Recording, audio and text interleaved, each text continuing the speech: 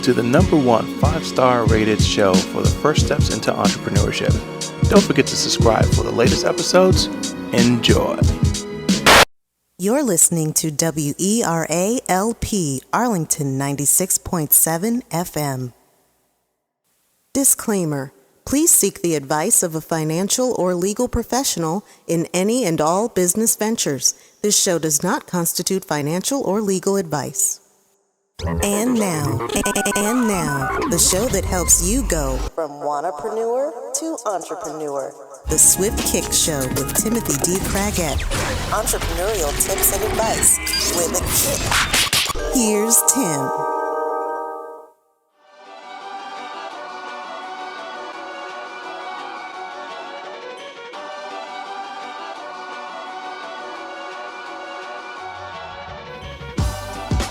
Good morning. Welcome to the Swift Kick Show on WERA 96.7 FM.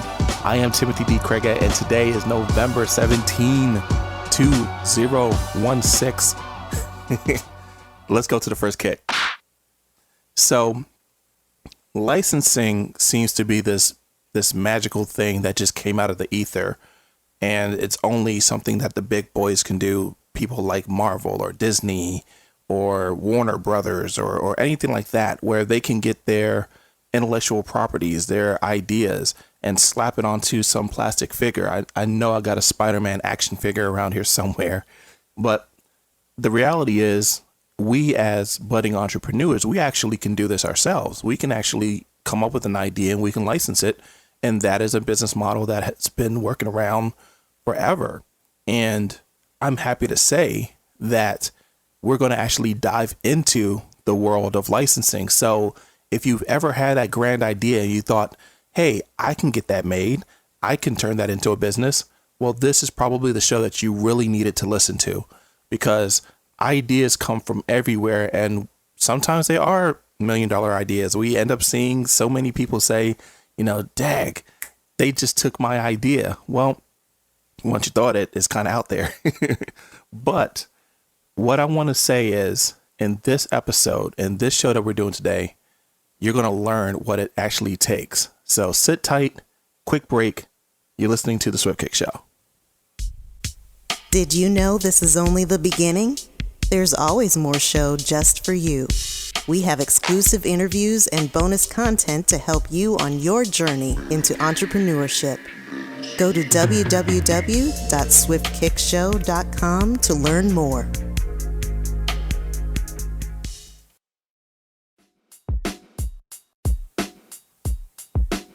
And welcome back to the Swift Kick Show here on WERA 96.7 FM. Man, I'm excited. Like, this person that I have for you guys, I've been following him since I got started in 2012. And it's amazing that just the cosmos brings things together and you can get these amazing people to not only give you time and their knowledge, but actually say, hey, it's cool. I don't mind being on your show. And I'm so appreciative right now. But let me tell you a little bit about him, and then I'll bring him in and we can actually do this thing. So he's been an online marketer since the days of dial-up. Now, I remember being in my mom's bedroom where she held the computer, the Hewlett Packard that we had, and AOL was the thing. But that's neither here nor there. He's been in the adult entertainment business for like 10 years of his business career, which is pretty cool in itself. But the really cool thing is that he's really big into this licensing thing. And since we talk, tunes and all that, it's one of our commonalities. So it's really cool. As a matter of fact, he has a company that's actually called Vector Tunes, which I highly recommend that you guys check out. But the really cool thing, and I think we actually might start with this, is he created a character called Brushy Bear. And we'll lead in with that. So without further ado, let me bring in my good friend, Brad Goss. Brad, how you doing, bud? I'm great. Thanks for the intro, man. It's exciting to be here. Thank you. So let's start with Brushy Bear, then we can do a little backtrack, and then we'll go back forward into this whole licensing thing, because I think everybody that's on here listening to the Swift Kick Show would really appreciate the model, and I think it's really cool. So let's go right to Brushy Bear, because when I saw Brushy Bear in North Carolina, me as a comic book fiend, an artist, I just I was floored by it. So let's talk a little bit of Brushy Bear. How did Brushy Bear come into existence? So I had this company, Vector Tunes, that you mentioned in the intro, which is like a clip art business that I started about 4 years ago, just over maybe 3.5, 4 years ago. And I've built it up into it's a nice business. I've got 6 cartoonists that work for me full time that create assets for our catalog. And I was always kind of fascinated by the royalty-based licensing model. You have a character like a grumpy cat that's famous on the internet, right, and you license its likeness out to Purina Dog Chow or some other brand that wants to commingle what you're doing with what they're doing. right. And so I went to a conference in Vegas called Licensing Expo, and while I was there, I really kind of honed in on the fact that I needed to be creating cartoon characters as opposed to random clip art. Random clip art was don't get me wrong, it's a great business model, but the leverage point between sort of what I pay an artist to what actually gets made back on the image is much lower than I would like. Mm-hmm. So from it's more of a sort of commodity type business, a digital commodity type business, as opposed to something that has a lot, one idea, one concept, one maybe batch of drawings creates much more cash than clip art. So I started creating these cartoon characters, and came up with a bunch that failed, and then finally sort of stumbled on Brushy Bear, who's a cartoon bear that helps you to remember to brush your teeth and floss and all that good stuff. And it's funny because I'm not a dentist. I have no passion for dental health. I just kind of I kept coming up with ideas and throwing them at the wall, and this one stuck.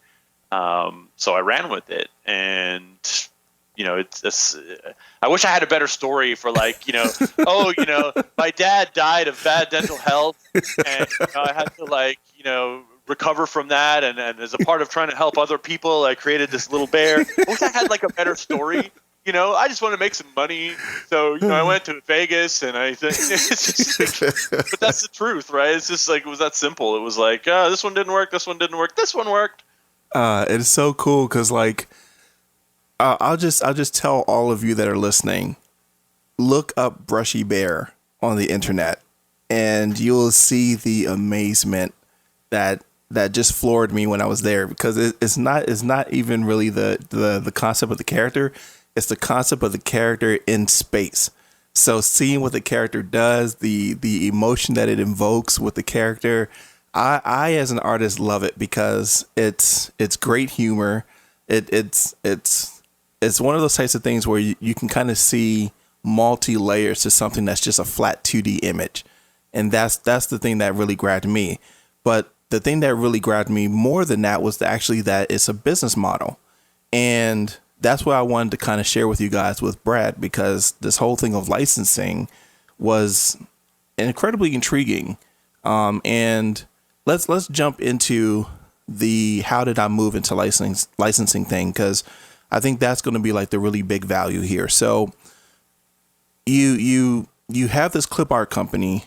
You're having all this great design done, and it's mostly out of your own necessity for having clip art that you could use, that one you enjoyed. And I forgot to mention the whole author thing with Chronic Marketer, because that actually has one of the I think one of the original tunes that you had for Vector.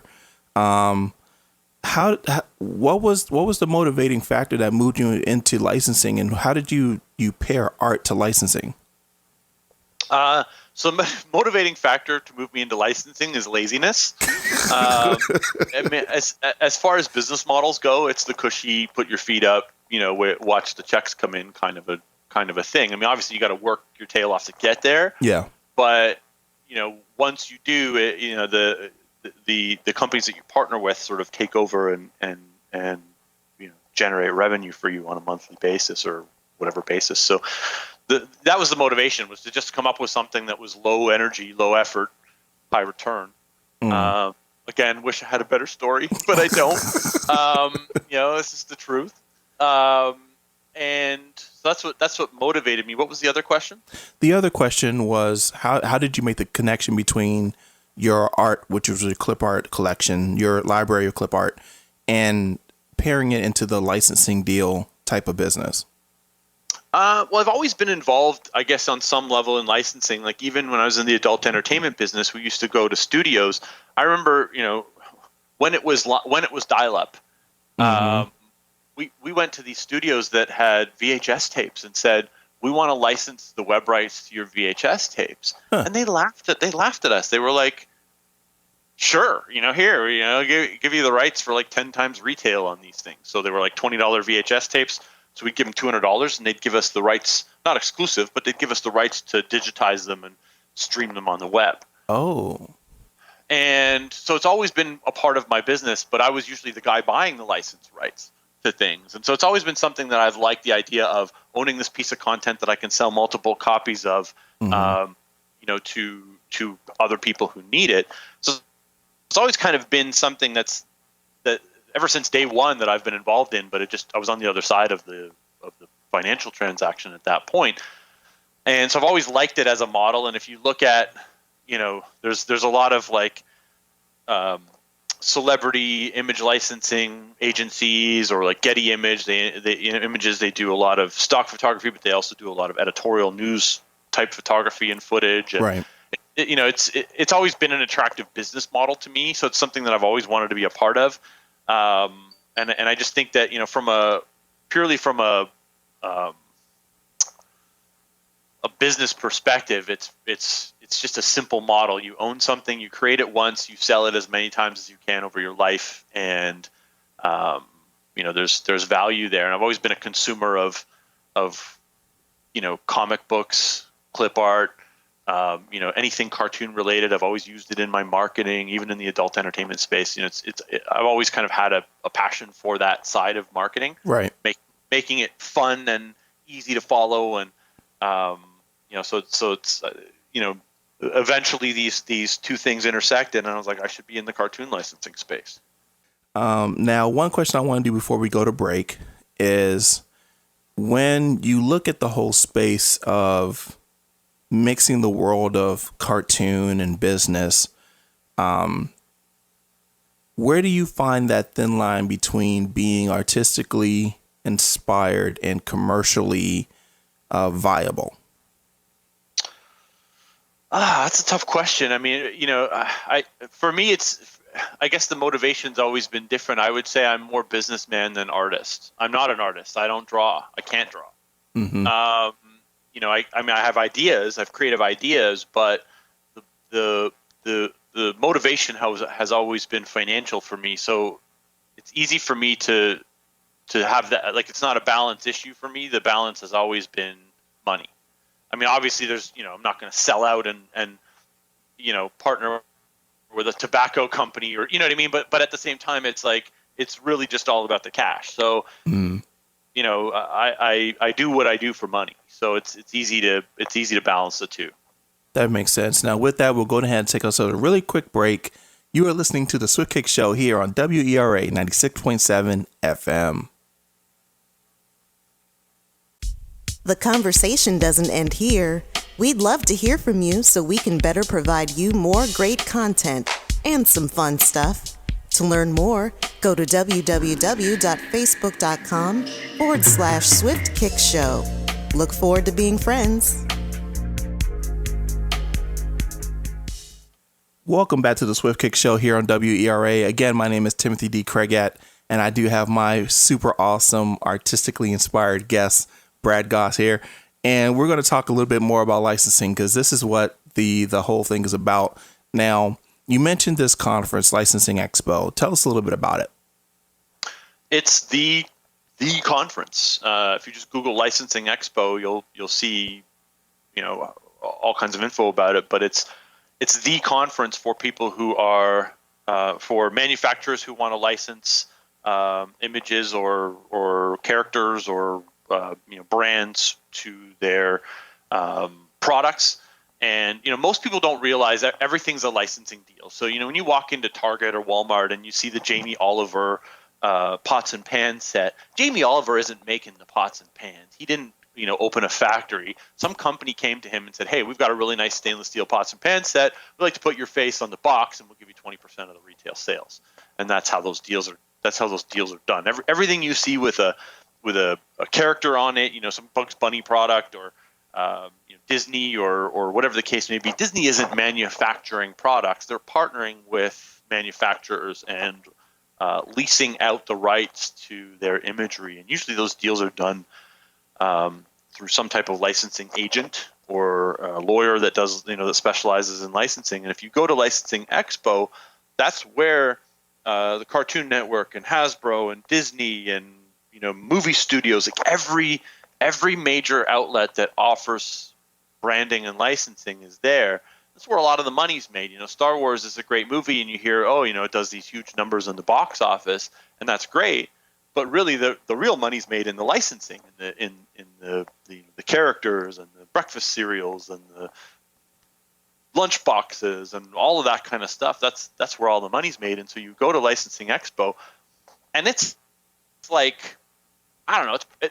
It's probably the size of 4 city blocks. I can't even. It's hard to even describe how large this trade show floor is. Wow. But all the big names are there, and they have their licensing people there, and then the manufacturer. It's literally like manufacturers going to look for stuff to put on their products and make deals to that effect. And they go in, they sit down, they sign contracts. The deals are done right there on the floor. And at the same time, they had a lot of seminars and panels and things that you could go to. So I went to a few of those and picked up a lot of knowledge about licensing and sort of understanding how the business worked and how the deals were done and what the royalty rates were and all of that kind of stuff. So it's if you don't know much about, for me, I've always been the kind of person who it's like, I'd rather just immerse myself at a trade show and learn a business if I want to get into it, rather than trying to Google everything or get a book on it or whatever. I find it's just better to go in and show up and meet the people, learn the language, and come home smarter. That makes total sense. You actually killed like 3 of my good questions. So thank you very much for going ahead, Brad. No, I'm just playing with you. But that's actually really cool, because thinking about it from a consumer standpoint, one of the biggest licensing deals that happened, I guess, in all of our generation, would happen to be, for me, the Microsoft license. The whole thing of Bill Gates meeting up with Steve Jobs and learning about the way Apple does things, and kind of having a sense of how they got the OS from Xerox, and then they made their own version and took their OS to IBM and created essentially a lifetime business deal with anybody that's a PC manufacturer.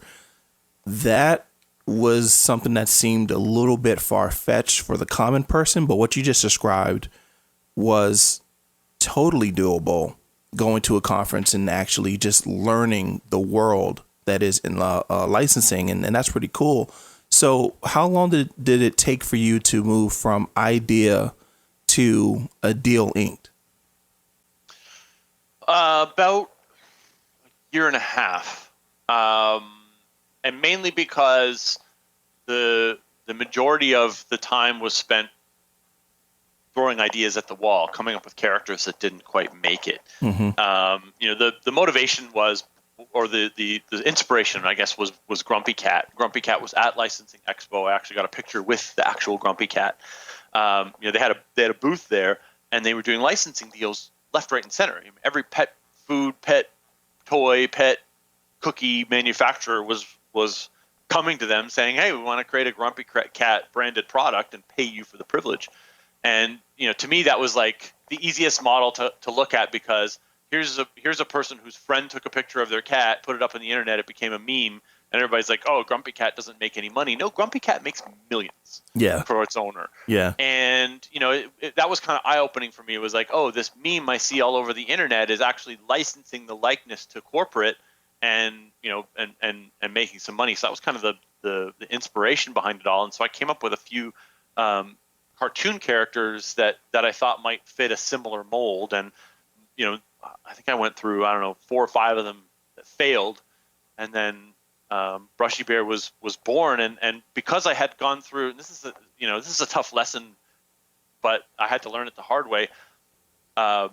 Like most people, right? You try a bunch of things, they don't work. Right. And maybe the last thing you try, you don't even throw it at the wall. You just, it just sat in. So Brushy Bear, I created Brushy Bear in August last year. And I had my artist draw up the character concepts for Brushy Bear, Flossie Fox, and Cavity Cat, the sort of three characters that play a role in all of this. And I had 10 cartoons drawn of each one, and they sat in my Dropbox for 6 months till December. I was just like, man, I don't even want to try anymore. So I hate myself. Yeah. So I was just like, I was kind of at the end of the rope. I was like, this isn't. I was 1 foot from success, but I just didn't take the extra step for 6 months. And then my copywriter hit me up.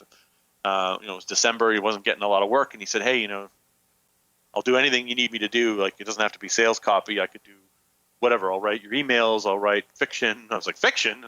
So I just kind of, I gave him the work. I was like, okay, I got this character. He's a superhero. He needs an origin story like a superhero does. And yeah. So could you write that for me? And he said, sure. And he wrote an amazing origin story for me. And I turned it into a book and decided, along with the story, he wrote a song. I hired a guy on Fiverr to record the song. I mean, I really, threw minimum at this to see if it would work. And the song was the thing. The book didn't do very well, but the song did amazingly well. I put it out on Facebook and YouTube, and I bought some ads and showed it to the dental hygienist community, and they just went nuts over the song. The song wasn't even that great. But it's comedy genius, though, in my opinion. Well, the song you're thinking of is actually one that came later, the Clean Your Tongue song. Yeah. The first song was just called the Brushy Bear song. It was, it was just you're smart to brush your teeth, and it was kind of simple, but it took off. And that's when I realized, okay, I've got something here. I got to make more songs. And so this was all in December. I think December 5th was the day I launched Brushy Bear. He's not even a year old yet. From the day I launched him to the day I had a deal inked was about 30 days, because I had the deal done in the middle of January with Tongue Brush, the company, our sponsor that they make a tongue cleaning product. Mm-hmm, mm-hmm. So I want to get to more stuff, but guys, you're going to have to listen to the extra, which is on iTunes and Stitcher. So unfortunately, if this piques your interest, you're just going to have to go to www.swiftkickshow.com/Brad to get more information. But for right now, I got to say, sorry, I got to let you go. But I want to thank you, Brad, for being on the Swift Kick Show. There's so much more we got to talk about, and we're going to do it in the extra. Cool. So make your way to iTunes. But Brad, thank you for being on the Swift Kick Show, man. Thank you. And guys, we'll be right back on the Swift Kick Show here at WERA. Shows like this need your help to continue broadcasting through radio for the Arlington, Virginia community and online. Donations from listeners like you help create great programming to enrich the mind and spirit. To help WERA 96.7 and its commitment to promote community-based radio, please go to www.wera.fm and click on the donate button. Every little bit counts, so please kick in a little. Again, go to www.wera.fm. And now, for more of the Swift Kick Show with Timothy D. Craggett.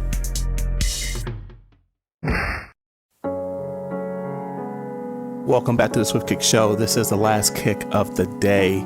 And I want to first off thank my good friend, Brad. Thank you, dude, for being on.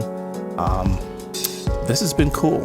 I've never really thought about how art can be used this way in the licensing world, where you're tacking it onto something that's pre-existing and just turning it into a full-on business model. I learned a lot just in this conversation, but I'm almost more than certain that you guys have learned a lot too, and that makes me feel really special inside. The whole thing, though, is that most of this takes an idea that just needs to have the right situation. Like Brad said, not all of his ideas were winners, but once he got something that he could actually build upon, he just went full on for it, even with a minimal viable product idea.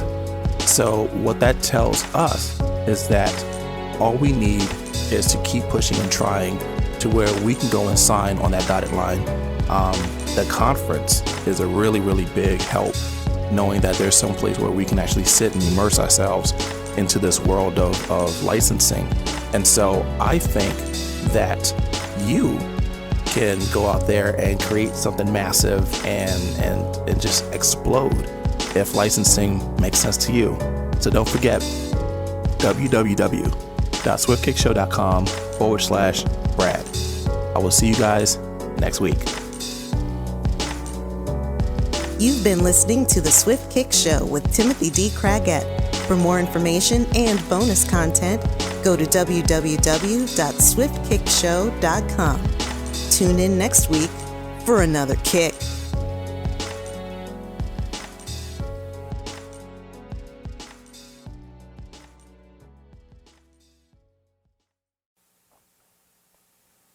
Welcome to the extra for the Swift Kick Show. This is where we can really get into it and actually get into some really technical things and some stuff like that. Again, my guest here is Brad Goss, and he's blessing us with his presence for some more great content. And I don't want to talk anymore. I just want to actually get into some really good stuff. So let's talk about this whole thing of licensing. On the show, you talked about how you went from a concept, which was pretty much not necessarily a main idea, but an idea that was hatched and it just needed a little bit of a push to move forward. For someone who doesn't have an artistic bone in their body, or so they say. I'm sorry, an artist. I think everyone can draw. But for someone who feels that they don't have that talent, what would be their first steps in trying to secure an artist, or at least partner or work with an artist and develop an idea that could be a licensing deal? I think early on, if it's your idea, you can always just hire artists on the cheap, from like Fiverr or Upwork or People Per Hour, or one of these other types of places that has, the type of artist that you're looking for, who can, mock up your concept, basically turn it into something visual. And then really, like what I did was I just copywrote it. I got a copyright on the actual character itself so that it was my property. And then I could hire any other artist to write up, to take that concept and draw more pictures or whatever the case may be. So really, it's, if you know an artist, that's great. And you want to partner with somebody that that's great. For me, it's always been something that I just hire out. I do the same with my music. I do the same with most of the art type stuff that we do. Mm-hmm. So just hire someone cheap, because early on you don't know if it's going to take off. So you might as well just do it as for as little money as you can while you're testing. That makes sense. Just to give some resources for listeners, DeviantArt is a good place you can go. Of course, Fiverr, you mentioned already, is a really great resource. Oh, man. We do custom tunes at Vector Tunes as well. Oh, there you go. I'll just mention that. I know you said no self-promotion, but... Oh, no, here you're fine. No, so yeah, Vector Tunes. We'll do a concept up for $47. You come to us with your idea. I want a skunk with a, cats, whatever. You tell us what you want, and we would create that based on the details you give us for $47. Oh, well, there you go. Cool. Well, there's a resource right there, and that's actually reasonably priced. So you can go and spitball a lot of your licensing deals on that. Now let's get into actually sitting at a table, because this is where it feels kind of like a mystery for most people, like the closed door type of stuff. So you have this idea and you've gone through the measures of protecting it. Please don't do poor man copyright. If you're listening, please don't do poor man copyrights. Actually go through the process and get yourself proper protection. What is the next step in finding what would be or could be an ideal partner for a licensing deal? Really, when it's early on and you don't have a lot. I mean, I had my first video had about 100,000 views when I started approaching, and I paid for most of them through Facebook, but they were cheap because they were viral. I approached a few companies. I probably hit 6 or 7 companies through Twitter. I find Twitter is the best way to reach big or small companies. They seem to be the most responsive on that platform. You try and email them or call them, you're going to get some angry gatekeeper, but for some reason Twitter just gets you to decision makers faster. So I reached out over Twitter to a few companies, and most of them had no interest at all, and some of them laughed at me. And then one of them, Tongue Brush, was the company that came back to me and said, hey, we like what you're doing here. Like, let's have a conversation. So I got on a call with their director of marketing and said, look, this is what I want to do. I want to create this viral video for you. I know that, I haven't really proven myself on any level. So I'd like to give you a 1-month trial to work with me. And, if you're happy with the results, then you'll agree to an annual contract. And they said, okay, how does that work? And I said, well, I'll create a viral video for you, and you will spend $1,000 on ads to promote that video in 30 days. And if you're happy after 30 days with the results from that $1,000 spend, we'll agree to a monthly spend that will include, some percentage back for me out of the, so for every dollar you spend on ads, you'll give me 20 cents or whatever. You can work that out, whatever you think is fair. And they said, okay, let's try it. It didn't cost them anything. I really, I didn't ask them to give me a bunch of cash and trust me up front, because they had no clue who I was or whether or not they could trust me. So right. I wanted to make it a really simple deal, because I had faith in what I was doing, and I was sure that it was going to, bring a result. And so we created this video for them. And I even said to them up front, I said that, the video I'm going to create for you is going to shock you. It's going to have a little, there's going to be some humor in it, but it's definitely going to be a viral type of video. But, and so they actually asked for creative input along the way. And I told them no. I was like, look, I'm doing this on my own dime. So I want to show you, I don't want to send you the lyrics to be edited, and then I don't want to go through that process. I'm like, I'm just going to hit you with this video when it's done, and we can make changes if we need to make changes, but realistically, I don't think that's really the right path. Right. So they reluctantly said okay, and so I wrote the song myself. I got the guy on Fiverr to create the audio. I sped it up a little bit to make him sound more like a cartoon bear. Right. And I had some still drawings done, and we made the video in Keynote, really simple, just, slide animation kind of a thing. Mm-hmm. And they were scared. I showed it to them. They were like, oh, I don't know. This is not the direction we thought, blah, blah, blah. I said, look, do you want to go viral, or do you want to, have crickets? You can't do a video on Facebook that's purely advertising and get it to take off. You have to have some fun. You have to have some humor. And they reluctantly went along. They were like, okay, let's test it. This isn't going to kill us. Let's test it. Right. And so they spent $1,000 on the ads, and it blew up. I mean, within a couple of weeks of running the ads, they sent me the marketing guy sent me a text and said, we need you to pause the ads. And I was like, oh no, pause the ads. Here we go.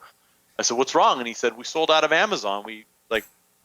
Amazon's not selling our product right now because we don't have any inventory, and so we need to, the ads aren't effective. We've sold out our Amazon warehouse. I was like, oh, great, that's a good problem. So I paused the ads, and needless to say, I'm still working with them. It's almost what are we, the 10th month? So I started with them in January, so it's been a 9-month relationship, and every single month they've put more money into ads. And what's great about this model too is that these companies are paying to promote Brushy Bear. Like the deal I did with them was I put the video up on my social media page. Right. And you pay the budget to boost the content out. So everything, all the likes, all the comments, I own all the social love on that. Like it's their video too, and their product is featured in the video, but it's a Brushy Bear video, and people like the Brushy Bear page when they see the video. So I get all the residual fans and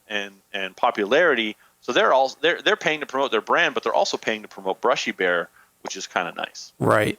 And one of the things that you mentioned in your presentation in Warrior event, which again, guys, it was an awesome event. I highly recommend going. Hopefully, I'm there next year. Well, I don't see any reason why I couldn't be, but you get what I'm saying. You talked about building up the brand behind the licensing deal to further the life of the character, and that was really eye-opening because you saw that there was an opportunity to use that goodwill, that social goodwill that's being built up on pretty much autopilot to create a digital empire business off of that licensing deal with that character. And I thought that was really interesting. So let's go into that. Earlier, you mentioned that you did a treatment for Brushy Bear, which actually gave Brushy Bear life. And now there's these other ventures and opportunities that have come up because of taking the steps of creating a world around Brushy Bear. What was some of the things that you've done with the character to kind of extend the brand and also build up more business opportunities? So can you clarify the question? I'm not quite following the question. Sure. So, one of the things I was trying to lead you towards, and I think I got Just a dumb little. it down for me is what I'm saying. I'm telling you to dumb it down for me. Okay, gotcha. So, what have you created besides the licensing deal with the character Brushy Bear that has also expanded the business? So we've created 3 characters: Brushy Bear, his sidekick Flossy Fox, and the arch enemy Cavity Cat. We've kind of built a dynamic around the 3 characters. We've created 2 books on Amazon. They're sort of comic book style children's books. And I don't know if I probably didn't mention this in my presentation, but we've been licensing or wholesaling the books to state dental associations, and they're putting them into libraries, and there's some opportunities, cash opportunities there. We've done T-shirts, we've done coffee mugs, we've done I think we're up to 18 songs and song videos, and a lot of them are not, well, the only one that promotes a brand is the Clean Your Tongue song. The rest of them are just purely, dental health themed information style videos. Right. Reminding you to floss and telling you sugar's almost everywhere, and all this kind of stuff. And so what happens is when people come to the site or they come to the Facebook page, they go down this rabbit hole of content. They see one video, but there's 18 more, and so they're going, they go through them all. And then the other thing that we did, because I wrote all the songs except for the first one, but I owned the copyright on all the songs. What I did was I took the audio and I did a deal with a record company, like just one of these indie record. There's a company called Record Union. They're like you pay them basically a fee, and you can put your stuff in Spotify and iTunes and all the other places. So he's on Brushy Bear's got a Spotify channel, or he's an artist on Spotify. So if you listen to him on Spotify, I get paid. He's on iTunes and Google Play Store and all the other sort of platforms for music as well. That's great.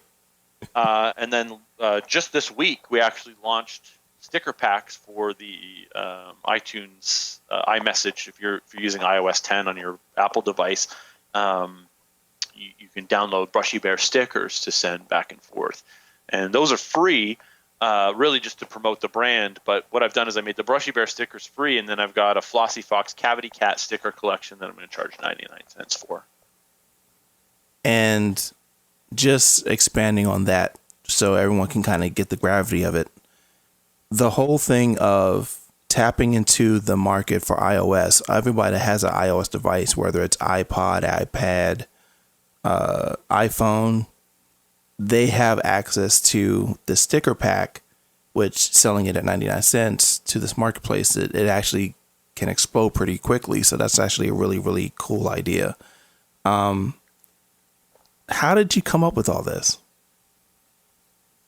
With Brushy Bear, or the ideas to do all of these licensing plays? The ideas of all the licensing plays, like it's so creative. How did that all just come about?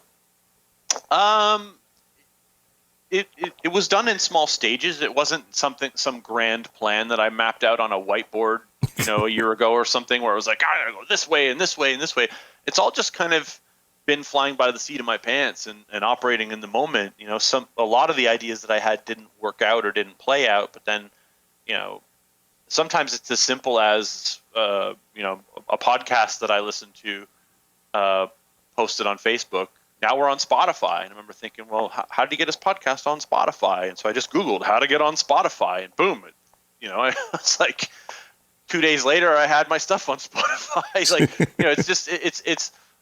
like a lot of people hear these things like, oh, we're in the we got to deal with Apple. We put these stickers up on iMessage. Anybody can submit stickers to Apple, and anybody can put their audio content up on Spotify if you know how. And sometimes there's fees involved or whatever, and so you just pull out your credit card and make it work, right? And so a lot of it is just, oh, that looks like a good direction to turn, and so I take that direction. And it's not necessarily some big idea or a whole bunch of it's like they just kind of come to you when you see somebody else doing it, or you see some other, you think, oh yeah, I listen to Spotify, I should be on Spotify. And so they just kind of come to you in pieces as you're moving your way down this road.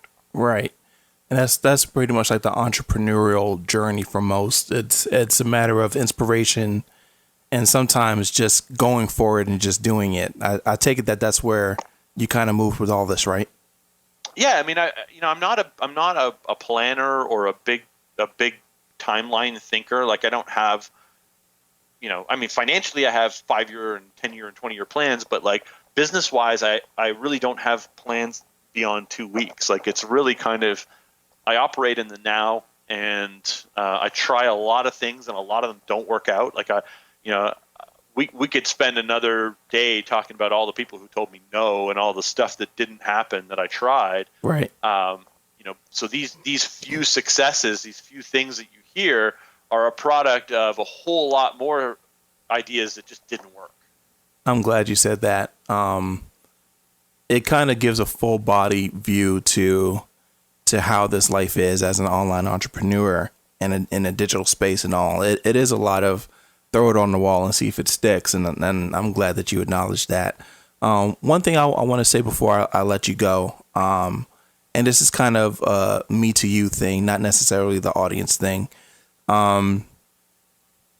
It's one of those weird things when you get to meet someone that's a creative that actually does a lot of the things that you aspire to do in your business. And for me, it was really cool to meet you, to find somebody that's like me, that does something like what I see other people doing, including myself. So I'm really happy that we had the chance to actually talk. And I'm even more happy that I was able to actually share you with the Swift Kick Show audience, because it's hard to find artistic people and creative people that are also business people, that are also business minded people. So thank you for that. Thank you. I'm glad we met as well, dude. I feel the same way. I always kind of get a kick out of meeting the creative people in business, because there are so many people that are just business focused, and the conversations don't go as deep, which is, it's always nice to have those conversations. I totally agree. So guys, swiftkickshow.com/Brad. It's just, the dude's cool. That's all I can say. The dude is really cool. Lots of great stuff on this whole thing that is licensing. Mentioned a whole bunch of things. Licensing Expo, Record Union you mentioned, which is really cool. Of course, Vector Tunes, you want to give that a shot. If you have a brainchild that you want to try and get out into the world, have fun, create, and we will check you guys next time.